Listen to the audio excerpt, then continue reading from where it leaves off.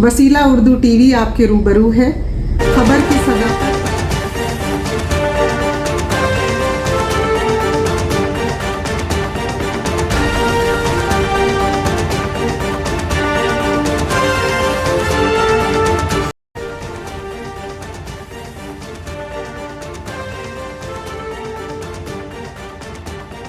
अब कहानी पेश की जाएगी। सनीफा कहानीकार हैं सलमा सनम साहिबा।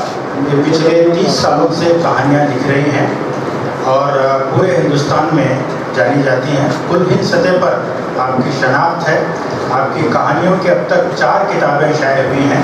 मैं उनसे दरख्वास्त करता हूँ कि वो अपनी कहानी पेश करें। मोहतरमा सलमा साहिबा। हाज़रीन आदाब, मेरी कहानी का उन्वान है मेरे मुहाफिज।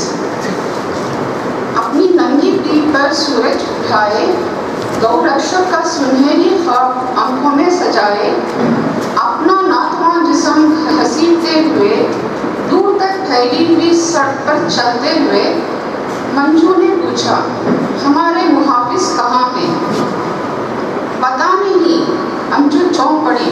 होंगे कहीं ना कहीं, पर हम उन्हें ढूंढेंगे किस तरह? वो खुद हमें ढूंढ लेंगे। क्या ये मुमकिन है? मंजू ने बेख्तियार सोचा। कहाँ वो गौशाला का पुरकैफ माहौल और कहाँ ये शहर की टेढ़ी मेढ़ी सड़कें, ये गाड़ियों का बेपनाह हुजूम, हारन का शोर, आदमियों की चीखों पुकार। जिंदगी इतनी जानलेवा कभी तो न थी। गौशाला में उनका जन्म हुआ था और वही घिसी पिटी जिंदगी रही थी। किसी मानी और मफहूम की ज़रूरत उन्हें कभी महसूस ना हुई, ना आगही की तमन्ना कभी दिल में जागी। हत्ता कि वो दोनों बूढ़ी हो गई। उम्मीद कभी थी कि किसी दिन सुबह हो जाएंगी। उन्होंने सुना कोई सरकार आई है जिसने गौ हत्या को कानूनी जुर्म करार दिया है और उन्हें गौ से गौ माता बना दिया है। गौशाला में खुशी की लहर दौड़ गई।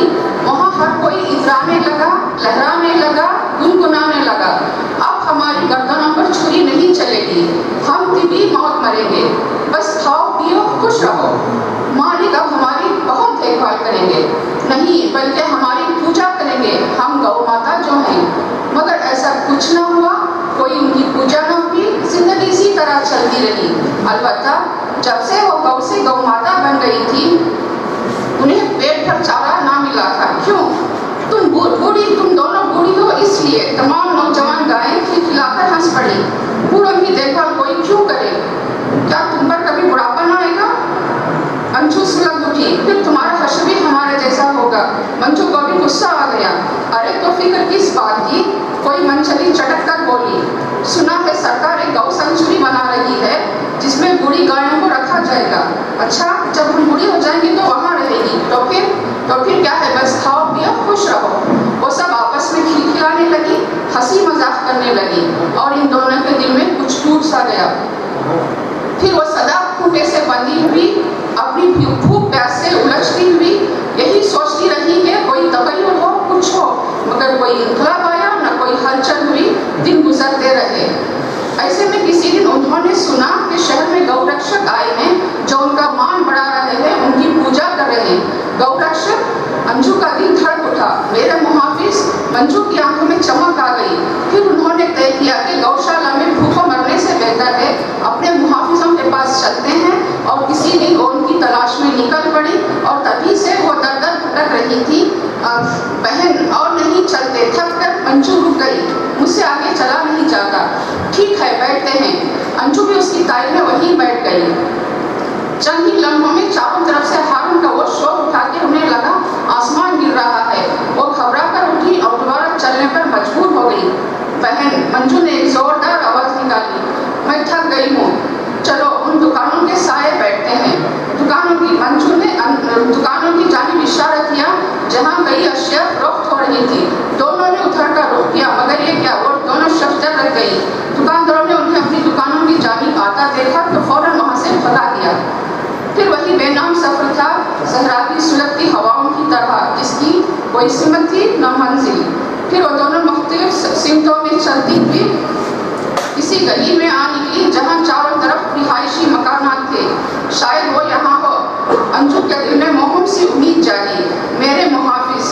अंजू ने फलक शगाफ आवाज निकाली, मगर वो जाने कहाँ थे, कहाँ छुपकर बैठे थे कि ढूंढने से भी नजर न आए। तंग सी गलियों में कहीं इक्का-दुक्का गायें चारा खाती नजर आई और बेतहाशा उनकी जानिब लगी। एक एक से दरियाफ्त किया, गौरक्षक कहाँ है? हमारे मालिक हमारे मुहाफिज है। हर एक का जवाब यही था, क्या मालिक ही मुहाफिज होता है? मंजू हैरान हुई। फिर गौरक्षक कौन है जिनके किस्से हमने गौशाला में सुने थे? अंजू ने बेखिनी से उन्हें देखा, क्या पता कौन है, हमें पेट भर चारा मिलता है, हमें कोई फिक्र क्यों? अरे मुहाफिजों की छोड़, आओ तुम भी कुछ खाओ, उन्होंने दावत दी। अंजू ने चंद लकमे लिए, लेकिन तमामियत का कोई एहसास जागा न। सदियों की भूख मिटी। बेदफ्तर कहीं से मालिक आ निकले और उन्होंने डंडों से मार भगाया।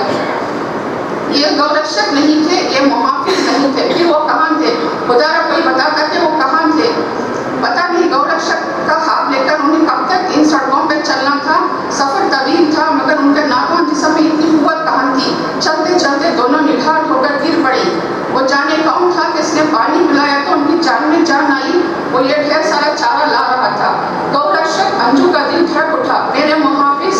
अंजू की आंखों में चमक आ गई और पेट भर चारा खाते हुए उन दोनों का वजूद रूहानी मुसर्रतों और तमानियत के एहसास से मखलूक हो गया। कि दफतन हुआ औरत जाने कहाँ से आ निकली। अरे ये क्या कर रहे हो? वो चिल्लाई। जरा पर खौफ नहीं तुम्हें? वो उस आदमी पर बरस पड़ी। गायों को चारा खिला रहे हो? शहर के हालत इतने खराब है, गौरक्षकों ने जीना हराम कर रखा है। जानता हूँ साजिदा, मगर मुझसे उन बेज़बान जानवरों की बेचारी ना देखी गई। बूढ़ी है दोनों और भूखी भी। पेट भर खाना तो हमें भी नहीं मिलता। वो बोली, जब से सरकार ने गाय का गोश्त फरोख्त करने पर पाबंदी लगाई है, तुम तो पूरे बेकार हो गए हो। गाय खसाब हूँ और कोई धंधा नहीं आता। गाय खसाब दोनों ने सहम कर एक दूसरे की जानिब देखा तो क्या उनकी गर्दनों पर छुरी चलने वाली थी? ये शख्स गौरक्षक नहीं था, तो फिर गौरक्षक कहाँ थे?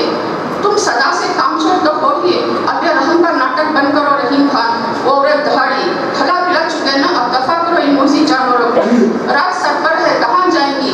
तुम अपनी खैर मनाओ, इन पर रहम करना छोड़ो। गौरक्षक है इस शहर में, वो इनकी हिफाजत कर लेंगे।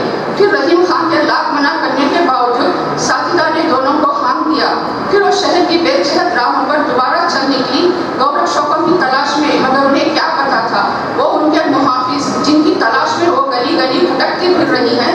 सुबह होते ही उन्होंने रहीम खान के घर पर हल्ला बोल दिया था।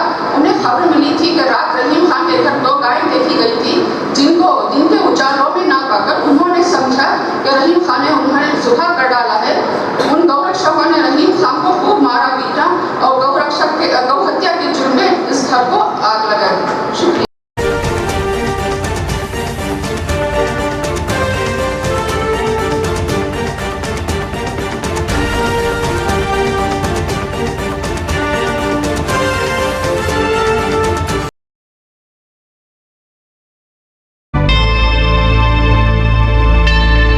Subscribe to my channel and also press this bell icon so you can get latest video notifications.